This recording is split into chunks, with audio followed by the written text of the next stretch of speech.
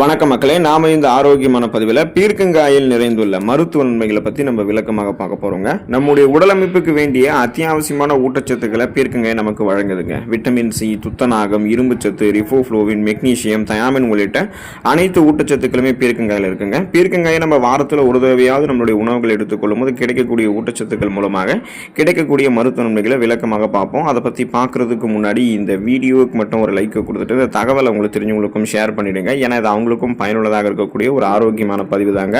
இது போன்ற அப்டேட்ஸ்கள் நீங்கள் தொடர்ந்து பார்க்கறதுக்கு நம்மளுடைய ஹெல்த் நியூஸ் தமிழ் சேனலை மறக்காம சப்ஸ்கிரைப் பண்ணி வச்சுக்கோங்க. பக்கத்தில் இருக்கக்கூடிய பெல் பட்டனையும் கிளிக் பண்ணி ஆல் அப்படின்ற ஆப்ஷனையும் செட் பண்ணி வச்சுக்கிட்டீங்க அப்படின்னா நாங்கள் போடக்கூடிய எல்லா அப்டேட்ஸும் உங்களுக்கு நோட்டிஃபிகேஷன் அடிக்கடி வந்து சேரும்.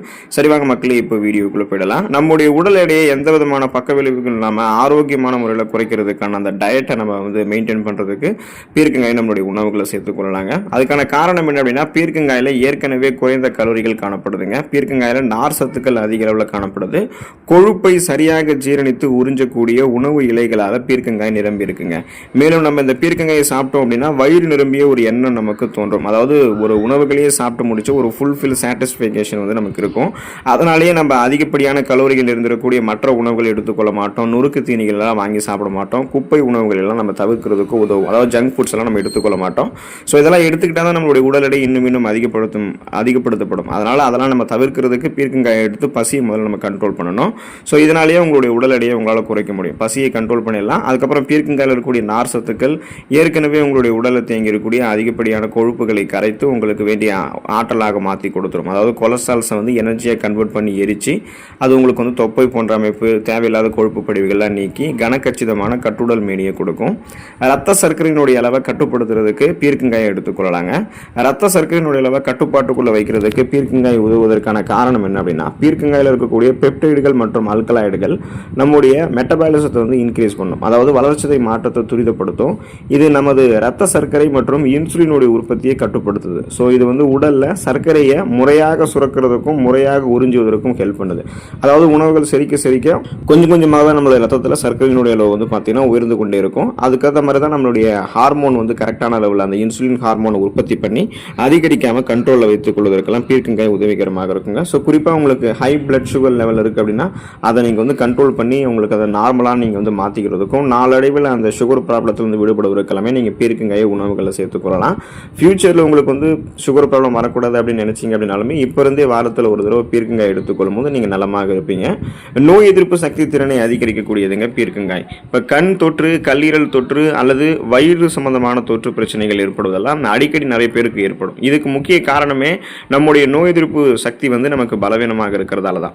ஆனால் பீர்க்கங்காயில் இருக்கக்கூடிய தாதுக்கள் விட்டமின் சி, இரும்பு, மெக்னீசியம், தயாமின், ரிபோஃப்ளோவின் மற்றும் துத்தநாகம் போன்ற ஊட்டச்சத்துக்கள் எல்லாமே நம்முடைய நோய் எதிர்ப்பு சக்தியை அதிகரிக்கிறதுக்கு உதவிகரமாக இருக்கும். அதாவது இம்யூன் பவரை இன்க்ரீஸ் பண்ணி ஒட்டுமொத்தமான இம்யூன் சிஸ்டத்தையே நமக்கு ஸ்ட்ராங் பண்ணுது. இது நமக்கு அலர்ச்சியை குறைக்கக்கூடிய பண்புகளையுமே நமக்கு கொண்டு இருக்கு. அப்போ பார்த்தீங்கன்னா நமக்கு இருக்கக்கூடிய சாதாரணமான நோய்களான சளி, காய்ச்சல், இருமல், தலைவலி இந்த மாதிரி பிரச்சனைகள் நம்ம குணப்படுத்துறதுக்கும் சீசனெல்லாம் புதுசாக அட்டாக் ஆகக்கூடிய பாக்டீரியா, வைரஸ் போன்ற பருவகால தொற்று வியாதிகளை வராமல் தடுக்கிறதுக்குமே பீர்க்கங்காய் நமக்கு உதவிகரமாக இருக்குங்க. ஒரு புதுவிதமான நோய் கிருமி நம்மை தாக்கி நம்மை அந்த நோய் எதிர்ப்பு மண்டலத்தில் நமக்கு வலுப்படுத்திட்டோம் அப்படின்னா புதுவிதமான ஒரு நோய் கிருமி நம்மை தாக்கி எந்த விதமான ஒரு நோயுமே வராமல் நம்ம ஆரோக்கியமாக இருக்கலாம். அனிமியா என்று சொல்லக்கூடிய ரத்த சோகை நோய், அந்த நோயை குணப்படுத்தி மீண்டும் வராமல் தடுக்கிறதுக்கு பீர்க்கங்காய் எடுத்துக்கொள்ளலாங்க.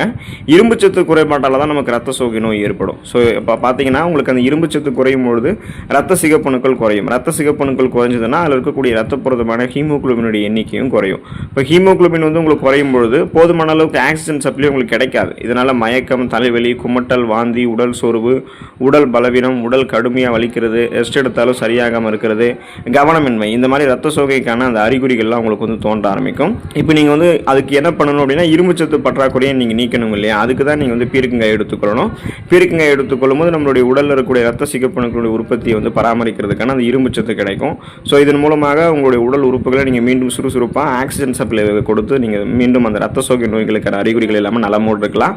சிவப்பு ரத்த அணுக்களை ஒருங்கிணைக்கிறதுக்கு வேண்டி விட்டமின் B6 சத்துமே பீர்க்கங்காயில் அதிக அளவில் இருக்கின்றதால உங்களுக்கு அந்த ரத்த சோகை பிரச்சனையே இருக்காது.